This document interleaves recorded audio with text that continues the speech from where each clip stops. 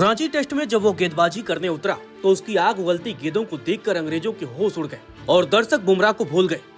Team India तक उसका सफर आसान नहीं रहा है। पिता चाहते थे कि उनका बेटा पुलिसकर्मी बन जाए या ग्रुप डी की नौकरी कर दे, लेकिन बेटे को टीम इंडिया के लिए खेलने का जुनून था। लेकिन जब पिता की मौत हुई तो उसका हौसला टूट गया और घर की पूरी जिम्मेदारी उसके कंधों पर आ गई। पैसों के लिए उसने दर दर पसीने बहाए और आज उसका फल है कि वह टीम इंडिया के लिए खेल रहा है। चलिए आपको टीम इंडिया के तेज गेंदबाज आकाशदीप की कहानी सुनाते हैं। बिहार के सासाराम के रहने वाले आकाशदीप क्रिकेटर बनना चाहते थे, लेकिन उनके पिता उन्हें सपोर्ट करने के लिए तैयार नहीं थे। पिता अक्सर आकाशदीप से कहा करते थे कि क्रिकेट खेलना समय की बर्बादी है। कई लोग अपने बेटों को आकाशदीप से दूर रहने की सलाह देते थे। एक इंटरव्यू में आकाशदीप ने बताया था कि बिहार बीसीसीआई से निलंबित था, ऐसे में बिहार में क्रिकेटर बनने का कोई जरिया नहीं था। खासतौर पर सासाराम में तो यह गुनाह था। बहुत माता पिता ऐसे भी थे जो अपने बच्चों से कहते थे कि आकाश से दूर रहो, उसकी संगत में बिगड़ जाओगे। लेकिन मैं उन्हें दोष नहीं देता।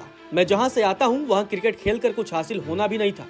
यह बस समय की बर्बादी था। मेरे पिता कहा करते थे कि बिहार पुलिस या राज्य सरकार की ग्रुप डी भर्तियों की तैयारी कर लो, इससे कम से कम भविष्य तो सुरक्षित रहेगा।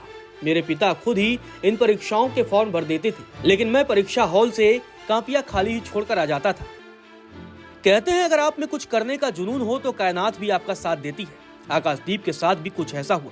नौकरी खोजने के बहाने आकाशदीप बिहार से बंगाल के दुर्गापुर पहुंचे और उनको अपने चाचा का समर्थन मिला। दुर्गापुर में एक एकेडमी में आकाश ने प्रैक्टिस करना शुरू कर दिया। जल्द ही अपनी तेज गेंदबाजी के लिए वह लोकप्रिय हो गए। हालांकि आकाशदीप के जीवन का सबसे मुश्किल दौर आने वाला था। दिल का दौरा पड़ने की वजह से उनके पिता की मौत हो गई। 2 महीने बाद उनके बड़े भाई का भी निधन हो गया। उनके बड़े भाई की 2 छोटी छोटी बेटियां थी। घर की पूरी जिम्मेदारी अब आकाश के कंधों पर आ गई। घर में पैसों की किल्लत की वजह से आकाश को 3 साल तक क्रिकेट से दूर रहना पड़ा। उन्होंने अपने जीवन को फिर से बनाने की कोशिश में बिताए, लेकिन उन्हें एहसास हुआ कि उनका क्रिकेट का सपना इतना बड़ा था कि उसे जाया नहीं जाने दिया जा सकता था। वह दुर्गापुर लौट आए और फिर अंततः कोलकाता चले गए, जहां उन्होंने एक छोटा कमरा किराए पर लिया और अपने चचेरे भाई के साथ रहने लगे। इसके बाद उनका क्रिकेट से नाता फिर से जुड़ा और वे आगे बढ़ते चले गए।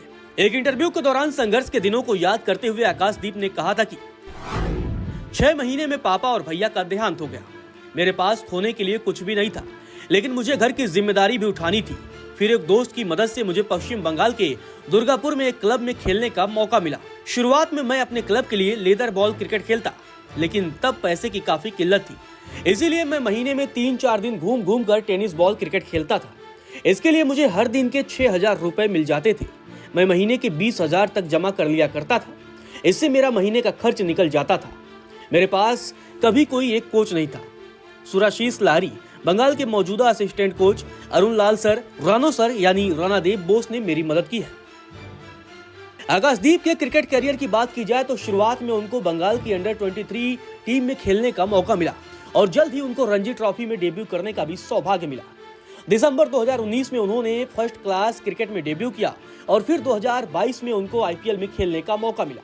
वे रॉयल चैलेंजर बेंगलोर यानी आरसीबी के लिए खेले और 2023 में वे उस टीम का हिस्सा थे। हालांकि 2 सीजन में उनको 7 ही मैच खेलने को मिले, लेकिन 2024 में उन्होंने अब फरवरी के आखिरी में टेस्ट डेब्यू किया है। अच्छी बात यह थी कि उन्होंने अपनी मां के सामने भारत के लिए टेस्ट डेब्यू किया। कोच राहुल द्रविड़ से डेब्यू कैप मिलने के बाद आकाशदीप सबसे पहले अपनी मां के पास गए और उनके पैर छूकर उनका आशीर्वाद लिया। 27 साल के आकाशदीप ने अपने फर्स्ट क्लास कैरियर में कुल 30 मैच खेलते हुए 104 विकेट लिए। इस दौरान उनका औसत 23 का रहा है।